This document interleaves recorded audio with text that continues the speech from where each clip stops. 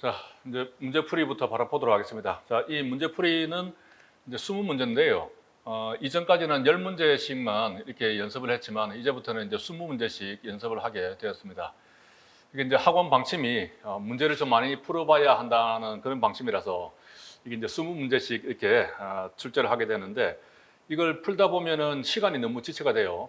그래서 이제 3기부터는 계속 우리가 기출문제 하고 모의고사를 이렇게 제가 만드는 보충 문제로 가지고 연습을 하게 될 텐데 이게 이제 계속 문제를 풀다 보니까 이제 우리가 기본적으로 문제는 풀지만 또 문제 푼 것에 대해서 이렇게 20문제로 테스트를 하는 것으로 그렇게 보면 되겠습니다. 처음 시작할 때는 이제 간단하게 20문제에 대해서는 답이라든가 조금 어려운 부분에 대해서 이렇게 간단하게 정리하는 정도로 하고 본 문제는 우리 진도를 나가면서 그렇게 풀도록 하겠습니다. 자, 그리고 이제 이 지금 기출 문제집이 현재 이제 제가 저번 주 금요일 날 인쇄에 넘겼기 때문에 인쇄되어서 책이 나오는 데까지는 조금 더 시간이 걸릴 것 같아요. 아마 다음 주 금요일쯤에는 책이 나오긴 하겠지만 이 패스, T 패스를 신청하신 분들에게는 우리 학원에서 책을 무료로 이렇게 송부를 해드릴 겁니다. 그러면 책이 도착되는 시점은 하여튼 9월 달을 넘기지는 않을 거예요. 9월 말경에 여러분의 그 주소로 책이 배달이 될 겁니다. 그래서 이번 시간하고 다음 시간까지는 일단은 이 프린트물로 이미 그 출제 인쇄에 들어갔지만 그 내용을 가지고 제가 프린트물로 올려둘 테니까 그렇게 참고를 하시고 나중에 책이 배달되면은 그걸로 다시 한번 이렇게 좀 표시를 해주면 되겠습니다. 자, 1번부터 보도록 하겠습니다. 저번 시간에 이제 우리 생활안전하고 수사 그리고 경비 파트를 봤기 때문에 관련되는 문제, 20문제를 보도록 하겠습니다. 자, 범죄 원인론에 대한 설명으로 적절하지 않게 연결된 것은 자, 여기 보면 2번에 보면은 레클레스의 견제 이론이 나오죠. 견제 이론은 좋은 자아 관념이 있으면 범죄를 예방할 수 있다, 막을 수 있다, 뭐 그런 주장인데 지금 여기 내용에 보면은 뭐 처벌의 엄격성, 신속성, 확실성이 요구되고 이 중에서 처벌의 확실성이 가장 중요하다. 이렇게 범죄로부터 얻을 수 있는 이익과 비용을 계산하는 그런 방식으로 범죄인의 행동을 하게 된다는 주장은 합리적 선택 이론이죠. 그래서 이 합리적 선택 이론은 우리 고전주의 이론을 그대로 이어받고 있습니다. 그래서 처벌의 엄격성, 신속성, 확실성. 엄격성이라는 것은 처벌을 좀 중하게, 엄하게 처벌한다는 것이죠. 신속성은 이제 범죄가 일어나고 빠르게 한다는 것이고, 확실성은 반드시 처벌한다는 것입니다. 그래서 이러한 세 가지 요건이 있고, 그 중에서 뭐 확실성이 가장 중요하다. 뭐 이런 식으로 주장은 했습니다만은, 아무튼 레클레스의 견제 이론하고는 맞지 않죠. 합리적 선택 이론은 그죠? 코나시. 그리고 코나시하고 뭐죠? 갑자기 또 학자 이름이 하나 생각이 안 나네요. 코나시하고 클락이죠. 클락 코나시 그죠? 저도 바로바로 떠오르지가 않네요. 클릭이 아니고 클락입니다. 자, 다음에 보면은 보제스, 에이커스, 머튼. 자, 이런 부분도 확인을 해주시기 바랍니다.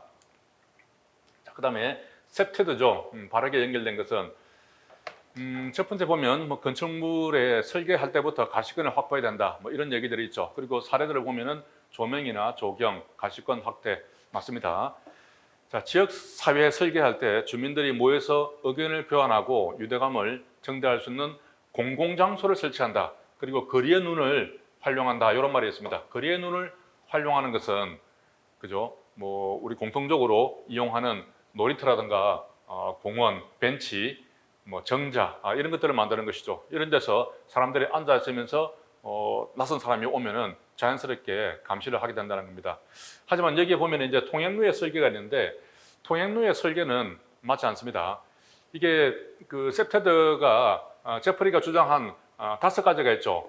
자유형이 아니고 자유활이죠. 자유활, 저병 이렇게 5가지가 있는데 이 중에서 접근 통제입니다. 이 접근 통제는 어디에 접근하는 것을 통제하는 것이죠. 어디로 접근하는 것을. 이것은 출입구와 관계되는 개념이 되겠습니다. 출입구.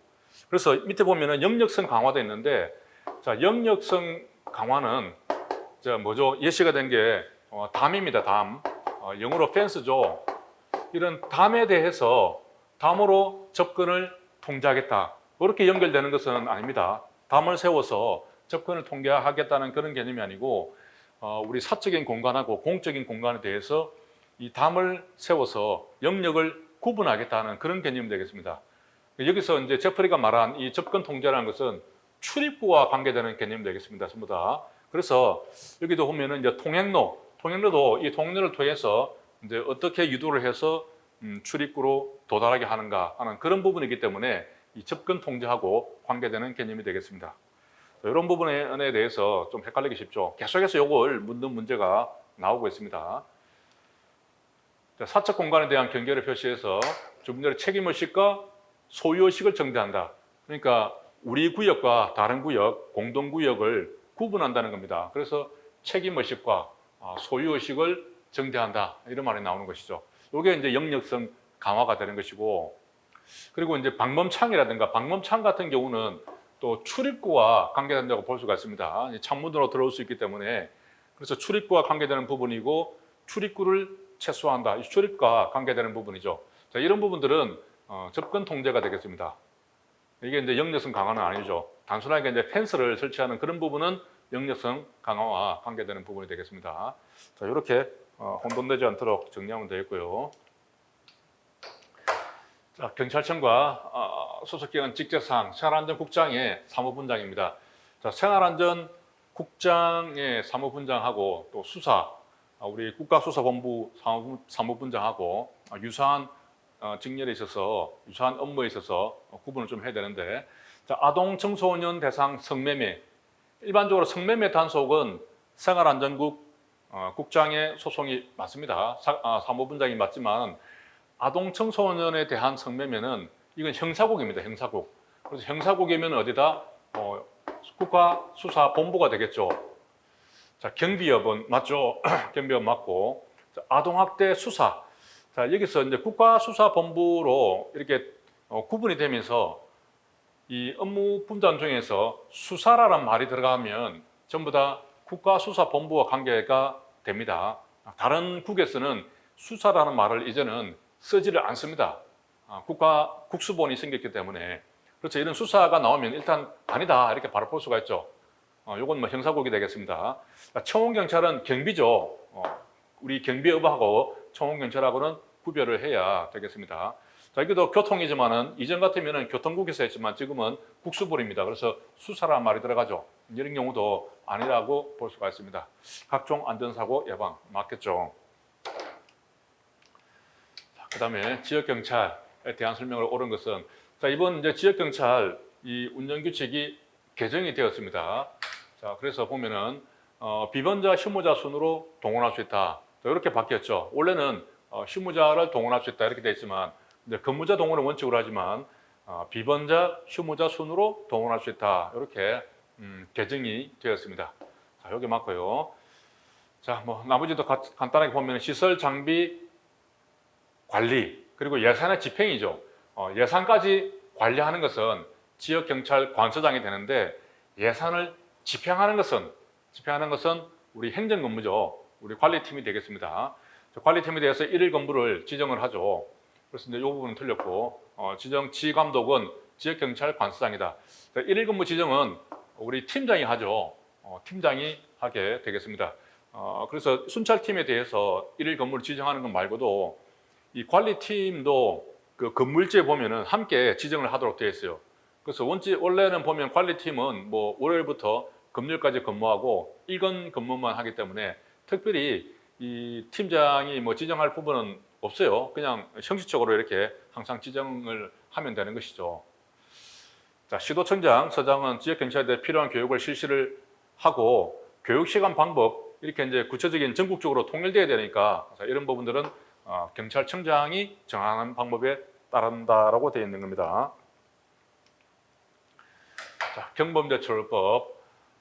경범죄처벌법은 이제 우리가 10만 원짜리가 있고 20만 원 이하, 60만 원 이하가 있죠. 그 구분에 대해서 잘 좀 확인을 해둬야 합니다. 자, 자신의 집에서 거짓 신고를 했다. 그러면 자기 집에서 했기 때문에 주거가 일정하죠. 주거 분명합니다.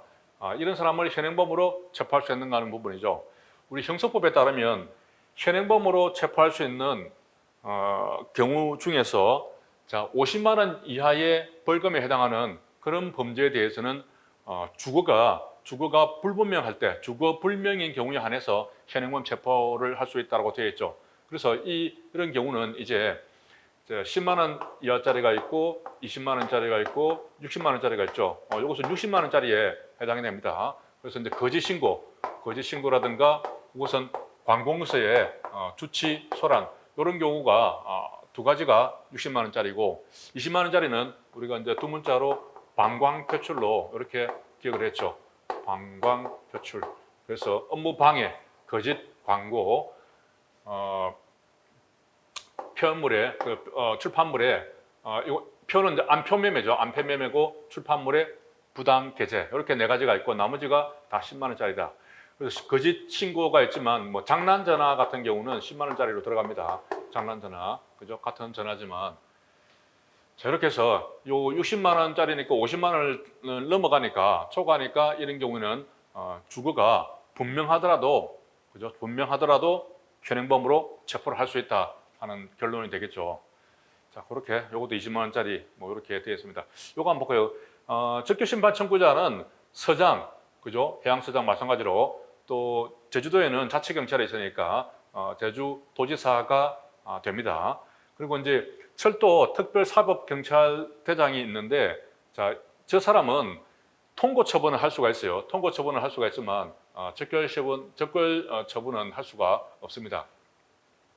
그래서 대상자가 있는 경우는 즉시 관할 서장에게 사실을 통보하고 관련 서류를 넘겨야 하는 것이죠.